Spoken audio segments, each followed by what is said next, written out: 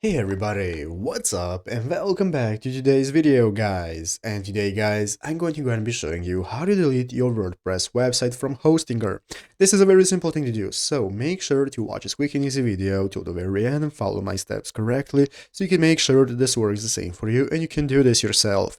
But yeah guys, let's get straight into it. So the first thing you want to do is to go ahead and open up the official WordPress website right here at wordpress.com if you're not already.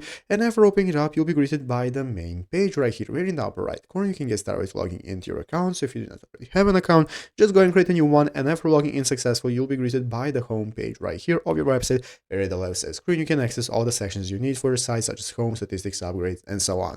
And now, guys, we can get started with removing WordPress from our Hostinger. Basically, guys, you want to go ahead to the official website of hostinger.com. So go to hostinger.com and go ahead and log into your account if you've not already. So after logging into your account, you can access the H panel that's going to enable you to manage all your info on your Hostinger. And now this is what you want to do. As you can see right here on the official hostinger.com website, we have a tutorial on how to uninstall WordPress by your hosting service. What you want to do is go into your H panel and find the WordPress website you want to uninstall. So here is the WordPress website. And what you can do, guys, is click the three dots that are appearing right here and the delete button. It's really easy like that. You just want to go ahead and find your website, click the three dots that are going to appear, and then you want to delete it. So go ahead and open up your H panel if you've not already, find the website and delete it from there, and that's everything you need to do. So I hope this video was helpful. If it was, make sure to leave a like, subscribe to the channel. So guys, thanks for watching, take care, and bye.